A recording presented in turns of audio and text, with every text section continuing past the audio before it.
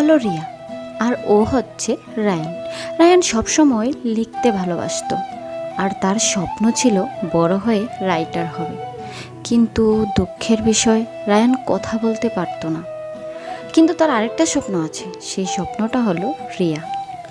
রিয়া রোজ school শেষে এইখান দিয়েই বাড়িতে যেত আর রায়ান রিয়ার জন্য অপেক্ষা করতো যে রিয়া কখন স্কুল থেকে বাড়িতে যাবে, যাওয়ার পথে সে চিঠিটা নেবে।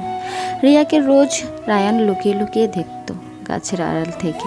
রায়ান সবসময় রিয়াকে ফলো করত, রিয়া চিঠি নিচ্ছে কিনা। যেদিন রিয়া চিঠি না নিয়ে বাড়িতে চলে যাচ্ছিল সেই দিন রায়ান রিয়াকে ডাকতে তো পারতো না, কারণ সে তো কথা বলতে পারে না। তাকে একটা ঢিল মেরে চলে গিয়েছিল। রিয়া ইচ্ছাকৃতভাবে যেন দেখেছিল কেউই নেই, কিন্তু রিয়া মনে মনে জানতো যে এখানে রায়ানই ছিল। চিঠিটা হাতে নিল, চিঠিটা খুলল।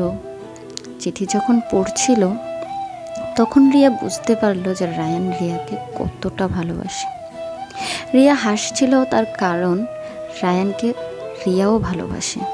রিয়া রায়ানকে কখনোই প্রকাশ করে বলেনি যে রায়ান আমি তোকে ভালোবাসি। আর রায়ান চিঠিতে সবসময় লিখতো যে আমি তোকে ভালোবাসি। কখনোই রিয়া উত্তর দিত না, সুন্দর করে চিঠিটা আবার এখানেই রেখে দিত।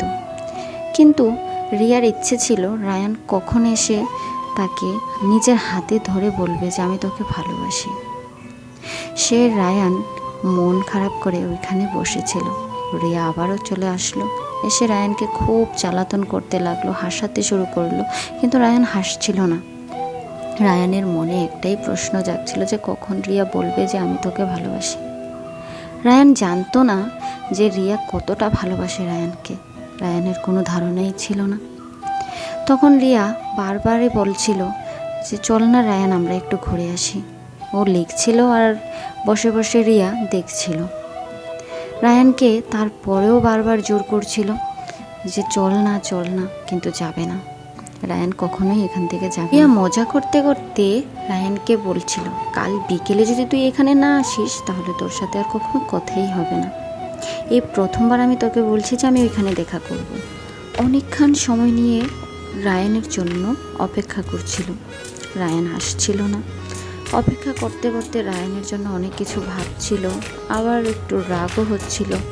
কিন্তু রিয়া রায়ানকে ভালোবাসে, সেই কথাটা যখন ও মনে করে তখন রায়ানের প্রতি আরও ভালোবাসাটা যেন বেড়ে যায়। হঠাৎ তাকিয়ে দেখলো রায়ান আসছে। খুশিতে উচ্ছল হয়ে পড়ল রিয়া। কি বলবো, বলে বোঝানোর মতন কোনো কিছুই নেই। রিয়া এখানেও মজা করতে শুরু করলো রায়ানের সাথে। রায়ান দূর থেকে দেখাচ্ছিল যে তোকে খুব সুন্দর লাগছে। এই প্রথমবার রায়ান রিয়াকে স্কুল ড্রেস ছাড়া অন্য পোশাকে দেখেছে, তাই বলছিল যে তোকে খুব সুন্দর লাগছিল। কিন্তু রিয়া নিচের দিকে তাকিয়ে হঠাৎ তাকিয়ে দেখে যে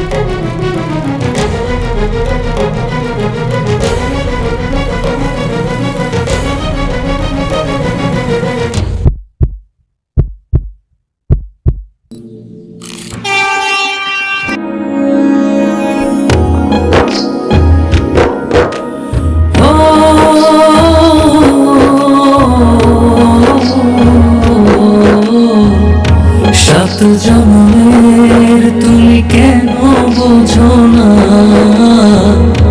এই হৃদয়ের তুমি সে কি জানো না। সাত জন্মের তুমি কেন বোঝো না,